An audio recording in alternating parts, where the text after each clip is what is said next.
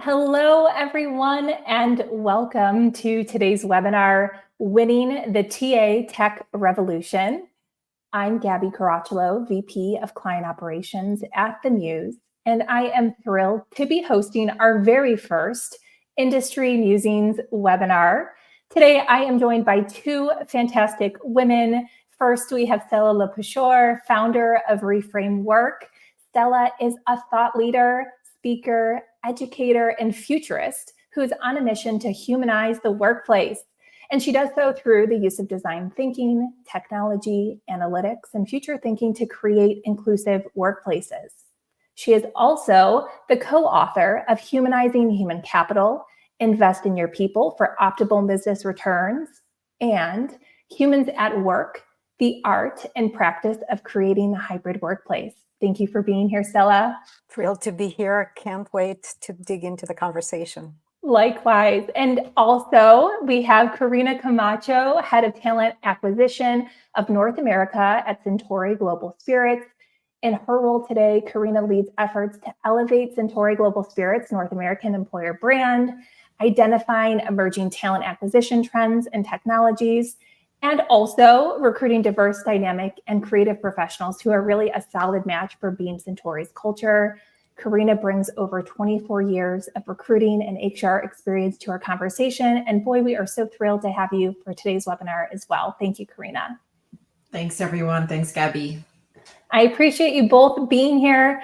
And for those in our audience, we are thrilled to have you as well. Please chime in and share where you're tuning in from today and also what you're hoping to discuss. We'll aim to answer as many audience questions as we can.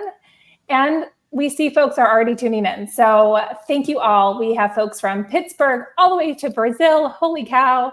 I am based in Tulsa, Oklahoma, and really excited for today's discussion. So let's dive in. We all know that technology continues to reshape our world, and it's crucial that we as human resources and talent acquisition professionals stay ahead of the curve, evolve with all the new trends, stay on top of the new technologies and strategies.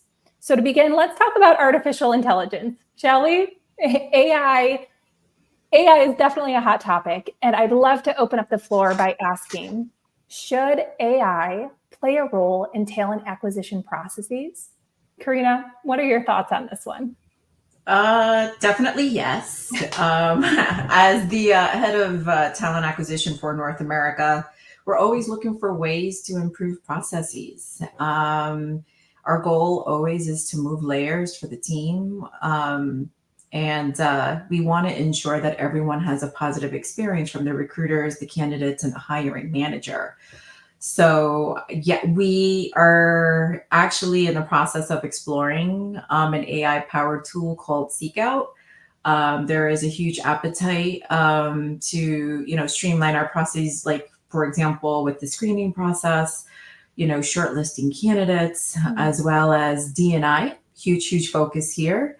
Also bias reduction. We're actually going to roll out a session on inclusive recruitment that focuses on bias reduction. And I think AI will definitely help with that initiative, and analytics. I mean, I think there's a lot of things that AI can help with, processes, reporting, and just, to make you a stronger recruiter, I think, all around.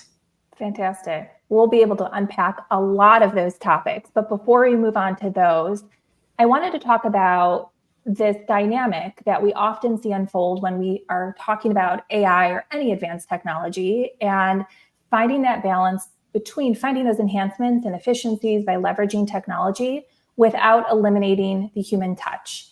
Stela, this is right in your wheelhouse. I'd love your perspective on how to find that balance. Absolutely. And Karina, I love the way you used such important keywords like experience, right? We need to create a better experience for our target personas, managers, employees, executives. What I think in the opportunities that AI is bringing, we're missing the persona of the actual talent acquisition professional. because they are the ones that can benefit the most out of this. They become more professional, more enabled, more efficient, and delegating a lot of their routine activities to the technology, such that they can spend more time with people, talking to them and assessing and adding that human judgment and being the human in the loop. I think um, the general perception is talent acquisition is such high volume, and it has a lot of data, and it's measured and it's quantified. It's one of the most quantified processes in HR world. And therefore is subject to automation, subject to deferring to technology to take on more of the activities. But if you put the head of worker or applicant or manager, right, talent acquisition is such a personal experience and such a mega moment that matter. And a lot of times people do want to talk to a human being at such major decisions. So we need to look at talent acquisition as one of the most critical processes to really bring the type of talent that we want and attract them and give them the experience that then they will carry into their work environment, because this is one of the first moments that will then shape their experience afterwards. And having the talent acquisition spend their time on that engagement and delivering personalized experience is where the benefit is going to come from. I agree wholeheartedly. I began my career as a recruiter, so I know what it's like to be on the front lines in that very high volume sort of position. And even years and years ago, long before AI was kind of in this job function, even efficiencies like using a technology to help me schedule interviews created so much more time within my day to have those personal interactions, have a little bit more lengthy of a conversation, unpacking our compensation and benefits offering, or having that opportunity to make a personal phone call when we weren't moving forward with a candidate, but certainly wanted to keep them in mind for other opportunities instead of a standard auto reject email. And that use of automation and efficiency created the space for more of that human impact. And I think those are some really great tactical examples of where you can find that right mix. Fantastic. Well, while we're on the topic of TA technology, I wanted to also talk about the ways in which it can help attract and retain top talent. Karina, Stella, any preferences on who goes first with this one? Go, Karina. Okay. I mean, for us, right now we use SuccessFactors. So we utilize our applicant tracking system. The system definitely helps us automate our job posting process, making it easier to reach a wider audience. Social media. We love to post online. For example, LinkedIn. We advertise not only our jobs, but also special moments so that folks can get an idea of what it's like to work at Suntory Global Spirits, for example. They can see our people, they can see our events, they can see how we invest in our people, how people grow within the organization. So, we love to showcase our company culture because I think that's what makes us so special. I've also seen our system helps us now with our employer referral programs. Our number one source of hire is employer referrals. So we leverage technology, to manage that process and also reward our people. We have really nice referral bonuses here at Suntory Global Spirit. So those are probably the top three that I can think of. I take that back. We actually use Vizier. We utilize that. We love data here. So we utilize our data to see kind of where folks are coming from. If that's, right now our number one source of hires employer referrals, but as well as LinkedIn. So we want to make sure that we're investing in LinkedIn because that is our number two source of hire. So, we like data. We love data. We love reporting. So, technology and talent acquisition are, they go hand in hand. Completely agree. And you've listed a number of different platforms, tools, vendors, and there's an endless supply of them in the marketplace today. Mhm. How do you decide which technology to invest in when there are so many options? I can take that one. And with any technology solutions, we've grown accustomed to look at our tech stack as a cost factor and something that the IT team manages, especially that's true for large organizations. And HR typically has to go through lots of painful procurement cycles to be able to invest in something meaningful. I think rarely we look at it through the lens of the end user and the ability to really deliver on that experience. So when it comes to choosing, I think organizations need to spend more time to understand the actual problems and how you can link the outcomes of reducing the friction for the end users to justify the investments. So for one example, right, if we have talent acquisition team that is spending, based on the volume of work they have to do, is spending 6-7 seconds per resume, right? And then they will attrit much faster just because they are getting burned out very quickly. Is there a way to quantify the attrition and link that to the quality of candidates we bring in, and then how that quality of candidates links to the customer experience? There is a very direct linkage between the type of talent we can bring and have time to actually sift through and the business outcomes. Then you can have a very different conversation saying, on top of attrition having direct costs, because it takes time to replace, it takes time to find somebody to, deliver on the projects that now you don't have people to deliver on, right? There is a direct cost that you can attribute to that. There's also an indirect cost on the customer side, and bring the right type of partners in crime to justify that investment, bring the marketing people, bring the customer support people. So looking at it through the lens of the end user, thinking about the problem that they're going to solve on their behalf, and then using analytics to justify the investment, that'll be probably the easiest way to start with and get your process going. As far as choosing, I think you see this wave of new solutions that are popping up, and everybody is embedding generative AI and AI solutions, and everybody is developing new ones, wrappers on top of the large language models out there on the market. And it becomes very dizzying to even decide who do you go with.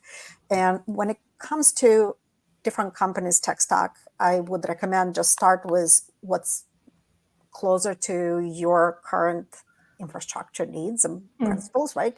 You may have a certain HRIS system that has certain set of integration options, right? Go sift through that, because choosing the best product that may be out there on the market that will take forever for you to implement, maybe not the right choice for you, right? So it's using the practical sense, but also creating that space for experimentation. So yes, look at that best product, maybe do a pilot with them and see, maybe they'll provide a much easier, better, more efficient, and sometimes the effort to invest in that relationship and integration may be worthwhile. You make a really great point about looking at the experience of the technology, both internally, right, and mitigating attrition as an example that you shared. We also take a look at it from the candidate experience, which we could probably pivot to later on in the conversation.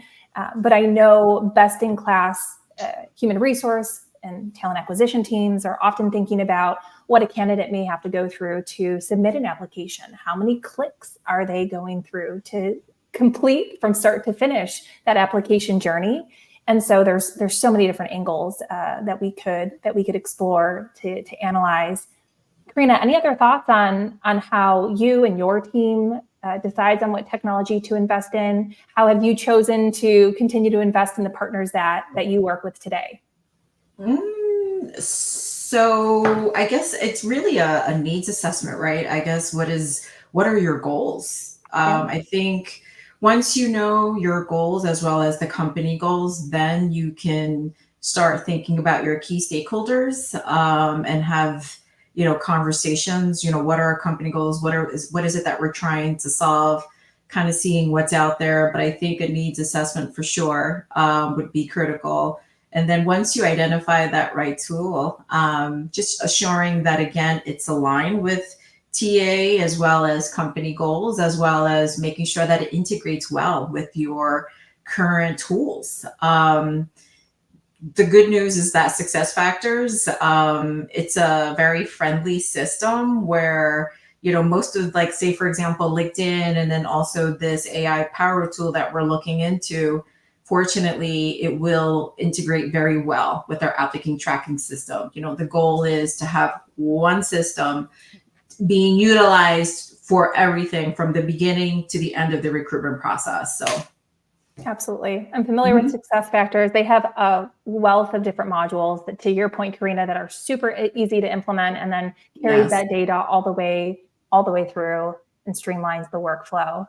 That's fantastic. We have a very specific question from an audience member that I wanted to bring to the conversation before we pivot. And it's in relation to an AI integration that was implemented with the applicant tracking system and is used to screen resumes and identify top candidates. This user, Caroline, is saying that sometimes she finds it's inaccurate, and it may not be doing the best job of resume screening, or maybe it's not there yet. She's finding that they always need to double check the work. So what are your thoughts and initial responses for Caroline and others who may be navigating similar challenges? I can take that. And it is a technology issue. It is also an adoption issue. And this is a perfect example of those cases where you need to have the human in the loop. I think the beauty of AI, right, it can allow you to scale a lot of the processing capacity, and it gets better and better the more data you give it and the more you fine tune it over time. So having that human in a loop to give the input and refine the results will make it better over time. I think we expect a lot of the AI to be, fully formed adults, so to speak, but they come as, really small toddlers that need to be educated on how your company speaks and refers to certain elements. Because even though you may say, well, I'm looking for a project manager, right? It's a generic project manager capabilities, but the project manager at a 25 people company will be very different than project manager at a 100,000 people company. And the requirements and capabilities that will be necessary and the ability to match the individual to the job description will be a very complex problem. So you need to really help the AI be better for you based on the nuances and specific of your company. And also, of course, many times people use the business case for, hey, we're going to be able to reduce our cost in headcount and have fewer people process it because we have AI now. It's the wrong business case. You really need to say, well, we'll have technology to enable us, but we need those humans to help the technology do its work. Therefore, it's not a cost-saving proposition. It's really an augmentation and an efficiency play. I like that. I like that approach, how it's efficiency versus cost reduction and never solely relying on the technology, right? And always having that expert human professional having that critical lens and that involvement in those workflows. Exactly. Karina, anything else to add before we carry on? No, just I totally agree with Stella. Again, you will always need that human touch. You will always have the recruiter look at that short list of candidates, and you're always going to make the final decision, and also reach out to those candidates. So, but I totally agree with Stella. You got to help the system, but you will always review, right? So, absolutely, as it should be, as it should be. I want to talk next about retention and employee engagement. Of course, HR and talent acquisition teams are leading the recruitment workflows.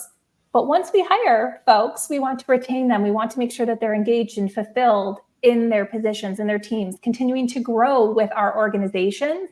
How have you seen technology support and enhance those retention and engagement efforts? Stela, do you want to take this one first? I think Karina should, given the fact that she has that experience inside the company that she can speak to, and then I can add to it. Yeah. Sure. I mean, for us, it's ensuring that we have a robust recruitment process, making sure that the candidate has a very good understanding of the role. Also, just so you know, in terms of this is, even though we are part of the, the recruitment process from the beginning to the end, I will say here at Suntory Global Spirits, the HR business partners are probably more heavily involved in terms of the retention and employee engagement. But, for me, I used to work as an HR business partner. One of the things that the company would do is send out surveys. They would send out quarterly surveys, just like a pulse check, just 5 general questions, just to kind of see how folks are feeling. And then actually they would take all that data and then work with their senior leaders to make sure that they have a robust plan to address some of those things that are top of mind. So again, technology, we can't get the data without the technology, and then also addressing those opportunities and making sure that our leaders are super hands-on and, like take that team approach and, all right, I want to hear what you have to say. What are we going to do about it? And then also kind of assigning a leader and check in with the team just to kind of see how they're feeling. But engagement survey is one that we used at my previous job and we use here at Suntory Global Spirits. And then we also had exit interviews. So we have exit interviews that the HR business partners lead. And then obviously that's entered in the applicant tracking system. So whatever key things that would come up, another opportunity for us to pull that data and address that and share those, that data with our senior leaders. So that would be another way. Great. I love the practical examples. So just to give the macro description of everything you said, Karina, because it's the perfect description of what needs to happen, right? Mm-hmm. We hire people. And in essence, this is an employment brand, and you set expectations about what people are going to experience when they come in. It's a marketing, it's a PR. Everything that you do, it really sets people for expecting a certain experience at work. When they come to work, if they don't see that, or they experience something completely different, it's going to start accumulating in little paper cuts, right? So their onboarding is poor, or their managers are not supporting them, or they don't have good experience with their peers, or the culture is not delivering, or the package that they were promised is continuously being cut. All of that builds up over time, and by the time somebody quits, it's just a little tipping point, some little small thing that makes them, sometimes it's big too, that makes them tip over and quit.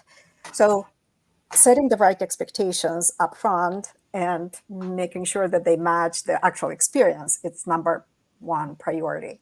Number two is really looking across the employee life cycle from all the roles they move through, right? It's an applicant, candidate, hire, onboarding, benefited, payrolled, promoted, developed, becoming a manager, second line manager, getting annoyed, moving on to a different team, until even they get to the leaving the company. Even after that, they still continue to have a relationship with the organization. They'll continue to be a shareholder maybe in the company, or buy products, or recommend friends and family to go work there or not, right? So that life cycle long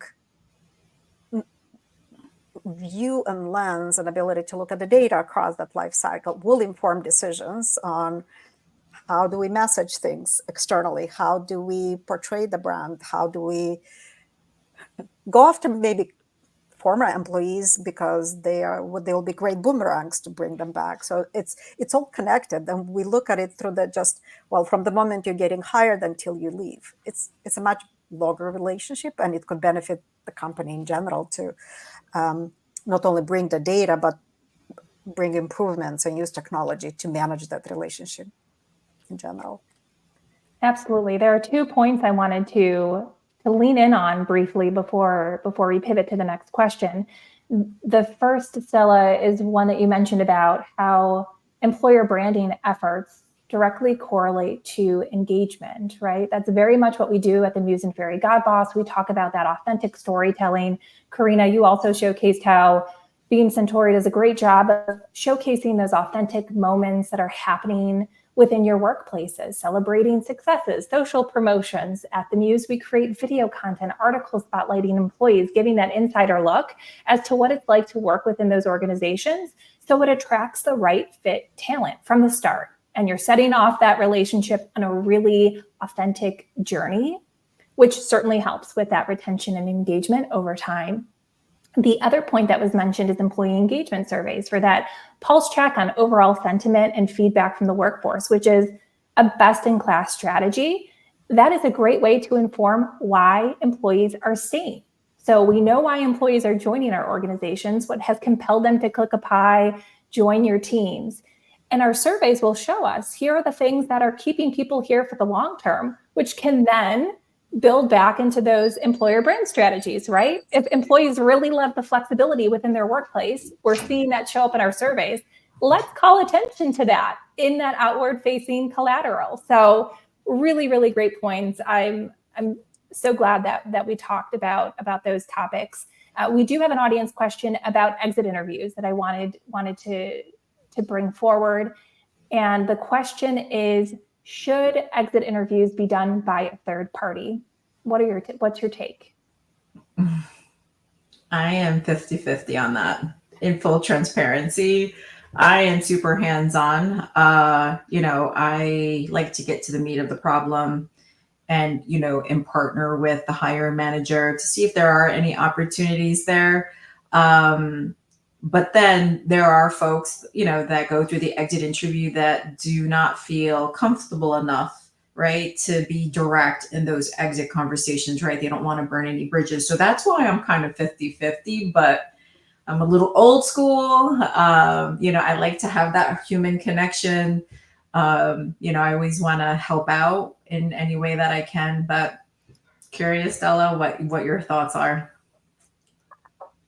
It's tough, right? On one Yeah. side, that question is pending the ability for HR to have trust of the employees, right? If people are going to feel that they will be listened to and something will be done as a result of it, and it's not going to burn the bridge for them, I think it's best to have it internally.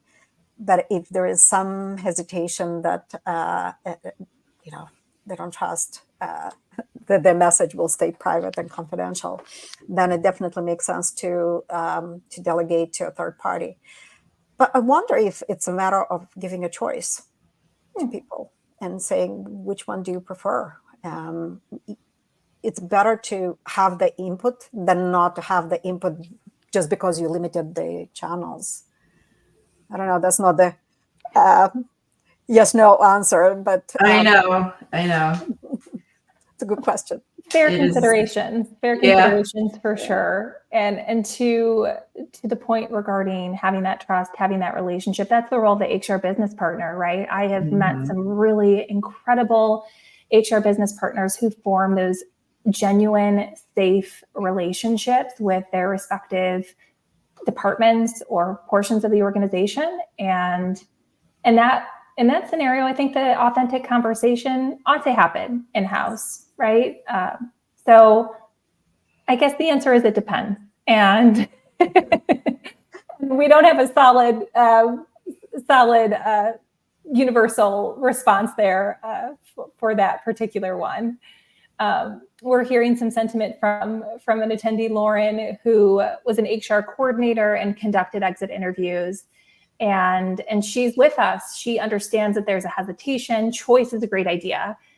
Either way, we want the information, right? We want that insight. Exactly.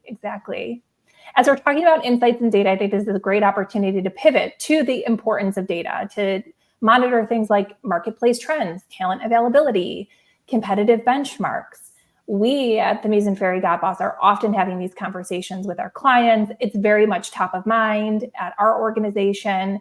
We use this so that we can all stay ahead in the talent acquisition landscape. And so I'm curious to hear from this group and our audience. Please tune in. What are some key trends that you're monitoring today? I can start. Sure. There are several trends that I'm paying attention to since they are kind of up in the zeitgeist and everybody seems to be talking about it. And there are a few things that are not as, you don't see as much conversation around, but are just as important. So skill-based everything, right? Skill-based organization. There is a lot more data that now can be used to distill the information about what people bring to the table, what type of specific skills and capabilities you need to deliver on certain jobs. So it's an exciting way of using the data to make better decisions and give people different chances, because no longer you need to have a resume that looks like a unicorn and go try to find that unicorn in the open unicorn hunting season. Whereas skill data allows you to find that perfect person or a mix of talent that can deliver that particular project or solve specific problem in a very different way. The challenge was using skill data is, it requires an overhaul of how HR does everything, right? How do you reward? How do you hire? How do you pay people? How do you develop some of those skills? So it's a complex problem. Therefore, we will see probably a longer tail of adoption of this type of technology. But I'm really excited and optimistic about it. Hybrid 2.0, what is that future going to look like? We see the pushback. We see the forced return to office. And it's interesting. I hear people talking about return to work. It's like, well, that's the wrong term. We've been working all along. It's just forcing people to come to the office. So use the right language. Generative AI, right? Everybody is excited and scared and all the emotional ranges we can possibly have about a new technology. But I'm also optimistic about the impact it will have on how we do our work. I think the trend that we're not talking about is how do we quantify value? What do we pay people if now they have performed their work in a third of their time? What are they going to do with the afternoon? Are they going to get more work? Are they going to be paid more for taking on more work? So it's a lot of interesting HR problems that we haven't even attempted to grapple with. And then the trend that I think we also need to talk more is civility in the work environment and the kind of leadership we need for this emerging era. We see this playing out on our news feeds. We see political tension. We're in an election year. There's elections, and half of the world population have experienced or will experience an election this year. It's a fascinating time to be alive, and a lot of the tensions are spilling into the work environment. So how do you navigate the discourse and help people be able to have conflicting opinions and still be okay and not let that spill into the work relationships? But also, what kind of leadership skills do you need to navigate all of this complexity, including generative AI and cyber risks and everything else that both technology enables, but also sometimes brings to forefront some of the cracks in our existing structures. So that was a long answer and a lot going on there. What I'm hearing is there are no shortage. There's no shortage of trends. Karina, anything else that's top of mind for you? Any trends that you're watching? Everything Stella just mentioned. We actually had a meeting with Talent Neuron. For those who are not familiar with Talent Neuron, they're an external market data organization. We work very closely with them. And we just met with them yesterday, kind of like what's hot, what are you hearing? And of course, the remote and hybrid, like agile ways of working. Candidates are increasingly wanting to have that flexibility to work from home. And then, of course, AI, employer branding. We had a lot of conversation on employer branding, kind of seeing what our competitors are doing. And then data, as I mentioned to you before, huge appetite for data. Right now, we have a great system, but there's always, ways of, or areas of improvement. So just making sure that we have the most up-to-date data so that we can make better decisions. And then, of course, AI. A lot of education on AI. And I'm trying to think of what else. And D&I, right? Folks want to join an organization where they can be themselves, right? So bringing diverse qualified candidates into the organization is super key for any organization, right? Be more competitive, bring folks from different backgrounds, different ideas. I think there's a big focus there as well. Can I ask Karina a question? Since and maybe this ties to the comment you just made around DEI, but there's also a demographic challenge that we have here in the US as well as globally, right? We see a lot more people choosing to retire, or we're kind of a mature economy. We have a lot more people in the second half of their work careers than in earlier ones. And the 5 generations at work, you have a lot more women coming into the labor force, but they need a very different work experience and flexibility. We need different packages for benefits. It's living longer and having all of these people of different generations with different preferences, with different technologies that they grew up, creates a very complex talent pool. Do you pay attention to any of those? And are you making some adjustments to the talent acquisition strategy to accommodate for some of it? Sure. So that would be one way that we would utilize Talent Neuron, just to see what the availability of folks. So I oversee North America, so I have visibility to North America only. But there are some markets where it's really hard to get that diverse pool of candidates. But that's why we need the data, so that we can go back to the business and say, okay, this is what we're seeing, right? So if your focus is to hire on more female candidates in sales, for example, all right, this is the availability. This is what we're dealing with. This is, the availability, and you'll be surprised, state by state, the availability, some of it can be super high, some of it could be super low. So that's, as long as we have that data, then we can create a strategy and work in partnership with the hiring manager. So yes, the data really helps us with, our recruitment process. And also, it also gives the hire manager visibility, because if you're a recruiter, sometimes, I'll get questions like, really? Such and such company laid off all these people. Like, why are we not seeing that? Well, this is the availability, and these are their preferences. So, candidates today, they're, the question is, well, what's in it for me? So really depends, but that's why the data is super important, right? It's just to inform and make better decisions, and also to come up with a more robust strategy. Yeah, and it's another opportunity to tap into different messaging strategies to communicate the value to different audiences, because they all consume it different way, through different channels and different formats, and even language sometimes. Yes.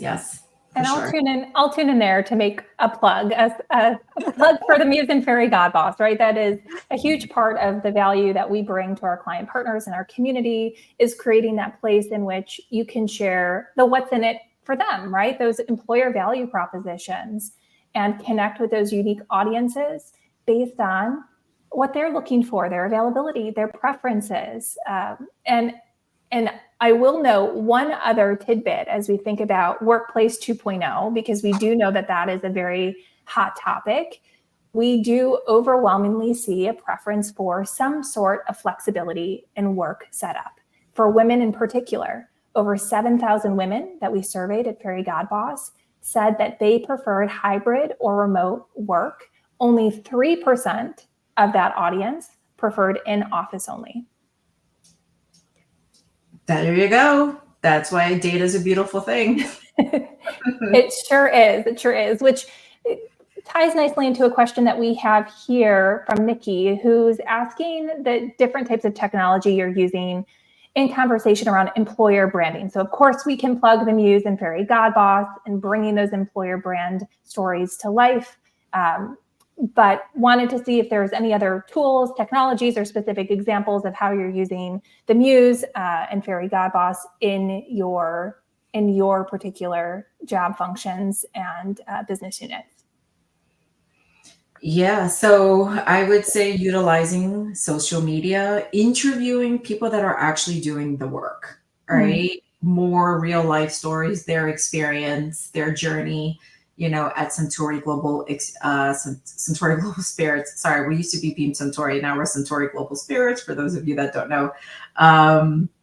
So I think just more, utilizing technology, social media, even like intranet, if you have an intranet, utilize that platform as well. We use it a lot. There was actually a question here about employee referrals. So I'll quickly answer that. So I utilize the intranet. Sometimes when we post an open position, folks, they don't have visibility to it, right? Because they're so busy with their day to day. So we actually utilize our internal platform. We're actually looking into Salesforce because right now it's super manual. We, on top of, posting on Stir, we send out a monthly email to just US and Canada on open opportunities. So really quick, I wanted to answer that question, but also we also like to include, again, employees' stories, have career conversations. How did you get from A to B? What were some of the decisions you made in your career, for you to transition from finance to sales or from sales to finance. So anyway, I hope that answered your question, but anyway, Stella, you can take the second half of that. No, I think you've covered it. Yeah. Completely. Real life stories, right? Keeping it human. Yeah. Absolutely. And we see those sorts of articles and employee spotlights, regardless of the medium, always see lots of engagement on our sites. People want more of that, right? We spend so much time at work, right? Give or take 40 hours a week, that it really has to be the right fit. And it has to be a place where you feel welcomed, supported, safe, fulfilled, and energized to, continue to grow and advance and make an impact. And it's always wonderful when you can bring those authentic employee stories to light to showcase what that's like within a company. And the other thing too, Gabi, I want to add that I think our company does a really good job is, obviously we have a social media posting policy. There are things, obviously we want to make sure that if you're going to post about the company or our brands, that it's within guidelines. But anyway, it's just there just to have it, just to be safe. But we actually give our employees tools, right? Share recipes, post on LinkedIn, make sure you're hashtagging, so that people can see, how we celebrate our successes, events, social events. You want to meet us in person? Hey, we're going to be on the Muse virtually. Come meet us live. So, encouraging your employees to utilize and giving them ideas, because some folks are like, oh God, what am I going to include in my caption? What kind of hashtags? So just giving them the tools. It's available. You can send out an email or you can include it in Stir, but they should be ambassadors too. So absolutely, they make the best ambassadors. I am a huge advocate for that. That is wonderful, and I'm so glad to hear that your organization is doing that and empowering your workforce to participate in that conversation on social and through the intranet and other channels. That's amazing. Include it in orientation. Give them the tools. Tell them to sign up. So I love that tip. I love that tip. We have another question here from Ray, who is asking for recommendations on how to leverage technology to help create a more positive experience for internal applicants. He notes system-generated emails currently do not feel personalized enough, but recruiters are unable to call and personally connect with each internal applicant, and is wondering if there are any suggestions or ideas. I would say partner with your HR business partner. There are probably folks on the bench that you're not even aware of. So if you don't have recurring touch base calls with your HR business partners, get it on your diary, have those conversations, especially during mid-year, year-end. There are folks that are ready, that have an appetite to, move up or shadow projects, things like that. So it's worked for me. Yes, we send the monthly email out, and it's super manual. So that's why we're looking into make it a little bit more automated, a little bit more yummy, or a positive experience for our internal candidates. But yeah, I would definitely recommend having those conversations, as a talent acquisition partner. That's a great recommendation. At a prior organization, we had human resource business partners who would host town halls, lunch and learn style, with no particular set agenda, but an opportunity to put a face to the name and have those conversations. So whether it be about succession planning, career advancement, benefit questions, employee referrals, it was just that opportunity to have that human connection. And we saw great turnout when we did facilitate and make the time to host those conversations. So that could be another avenue to explore. Nice.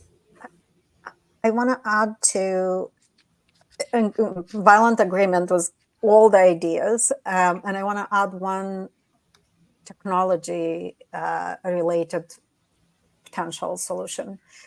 We have a lot more options when it comes to conversational AI, right? Chatbots that enable that conversation, at least the beginning of it, until it can be then passed on to a human being to start the involvement and get direct support.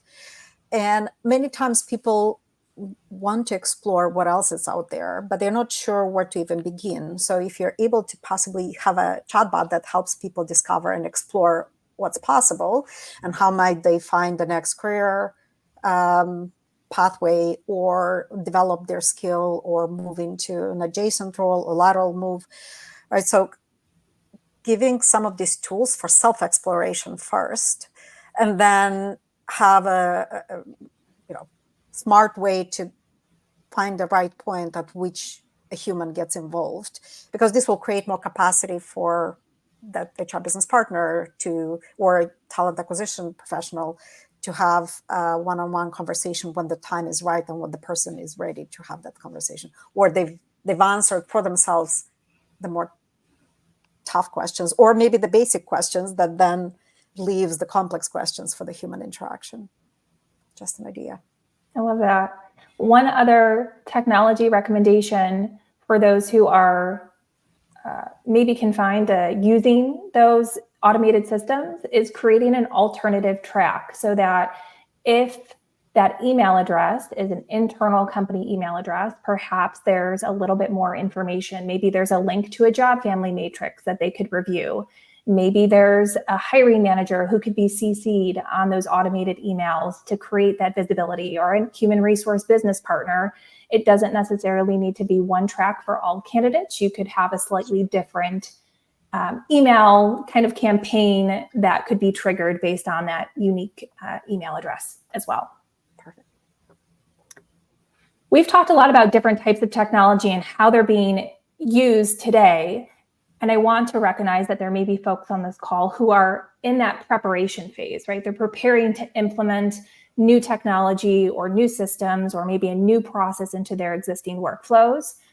What are your recommendations for creating those smooth integrations? I can try, and again, my perspective is more from external and the clients I support versus internally. So I'm keen to hear Karina's perspective too. So as you start preparing for new technologies, right, you really need to think about that experience and how you can bring and build champions internally to help you deploy, because a lot of the technologies is about change, and change is not always easy, and people may balk at it, or it may upset their workflow. And having internal people who get engaged in the full life cycle, right? From identifying the business problems that you want to solve for to participating in a mini pilot so they can give you feedback and give you reaction to what works, doesn't work, or what are the specific nuances of technological challenges that you may run into, until you begin deploying, because they can then go and say, here's how I solved this problem, and here's the benefit that I got out of it. And then they will talk to their friends, and there will be your kind of early adopters who turn champions, who become change leaders on your behalf.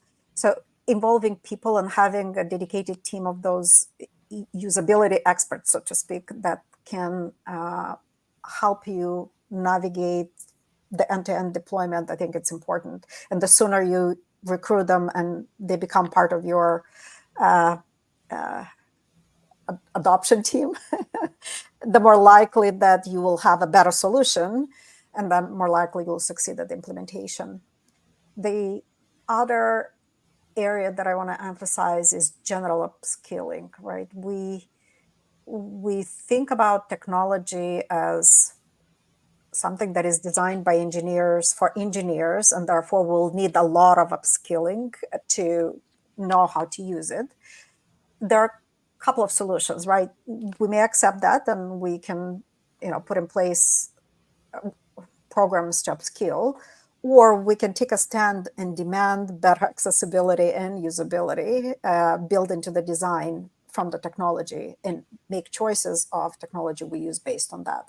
Like if the tool we use it's not simple, or it confuses the users on what they're supposed to do and who they're supposed to escalate, all of that is going to lead to lack of adoption ultimately. So nobody benefits out of it. We're now used to great usability, right? We didn't go through classes on how to use your iPhone. Why should we need significant upskilling in adopting new technology that comes in, right? There are a lot of design principles, there are a lot of patterns that we can lean into and demand of our providers too. So include that part of your choosing the technology too. All fantastic points and insights. Thank you for sharing. Stella, Karina, anything you'd like to add? No, everything Stella just said, I totally agree with her. We actually are, as you know, we're exploring a new AI powered tool, and everything she just said. That's why I'm smiling, because we made sure I made sure that my team, pilot it first, because obviously they're the experts. And I want to make sure that it was, I think user friendly, and it was a tool that meets our goals. And yeah, so yes, everything that she just said is super critical as you're implementing a new system. Fantastic. As we look to the future, I would love to ask how you see the role of technology evolving in human resources, maybe talent acquisition as well. And let's say 5-10 years out. What are your thoughts? Oh, it's not fair. Definitely AI. Definitely AI powered tools. Yeah, definitely AI, right? I think it's new for everyone. And now you're starting to see a lot of AI posts on LinkedIn, for example. I definitely think AI powered tools, but always focused on, improving employee experience, candidate experience, making better informed decisions, identifying risk and effectiveness. I'm trying to think, as I said, I think remote and agile ways of working is here to stay. Huge focus on D&I. And I think all of this, it comes top of mind that will help us transform, our HR functions, not just talent acquisition. So I think it's Stella? such an unfair question. Like 10 years ago, what was the technology landscape then? Like it's So different. Yeah. LinkedIn. It was LinkedIn. You remember when LinkedIn True. first came out? It took me forever to create a LinkedIn profile. And I think that's the same thing's going to happen to AI. Yes. I think my hypothesis is that we will stop looking at the lens of HR tech and shift into work tech. HR tech is really automating HR processes and helps HR do its work better, faster. And at the end of the day, very few people want to spend much time with HR. And please don't take this the wrong way. They just want to go and do their work, right? So the HR processes are every so often, it happens at certain career points. So technology can enable the reduction of friction, but people spend most of their day-to-day activities in working and interacting with the teams, with the manager, with the tools that is enabling them to, I don't know, manage that supply chain or generate that financial report. So HR's opportunities to be the advocate on behalf of the worker and create better workplace experience through the work technology. Because we really have the visibility, we have the connections, we can pull in the right type of players, right? Be that employee communications or the space planning team or the IT team to really create that worker-centric employee experience. And I emphasize the word worker, not just employees, because we need to think about all the workers that are involved in delivering the work. So that work tech space is probably the next opportunity for HR to really bring its might and power and knowledge of the work policies, but also the empathy for the human beings at work. Such great points. We have only 1 minute left, which is so hard to believe. This conversation flew by. I wanted to propose one final, we'll call it a rapid fire question, and that is your final advice to those who are looking to stay ahead in the TA tech revolution. Stela, want to kick us off? Be curious and play with all of these emerging technologies. They are free, they are accessible. Start yesterday, and if not yesterday, today. Start yesterday. I love it. And Karina? Yes, totally agree with Stella. Explore, ask questions. And if you see anybody who lists themselves as an AI guru, for example, on LinkedIn, follow them because I'm sure they'll share a lot of interesting content. Great advice. Great advice. Thank you all for joining us today and engaging in such a dynamic discussion and participating in the conversation as well. Thank you both to our panelists for sharing all of your insights and expertise. We hope everybody will leave today with new ideas for tools, techniques, and actionable insights. And please remember, partners like the Muse and Fairygodboss are also here to support you in these ventures, also providing those resources and insights to help you navigate the ever-changing landscape of human resources and talent acquisition. And as we all continue to adapt and innovate, let's keep these conversations going. We'll be dropping a Typeform survey in the chat, and we would love your feedback on the conversations we should cover in our next Industry Musings webinar. So please share those recommendations. Together, we can all shape the future of human resources and talent acquisition. Thank you again, and we look forward to seeing you at our next Industry Musings webinar. Thank you, Karina. Thank you, Stella. Thank you.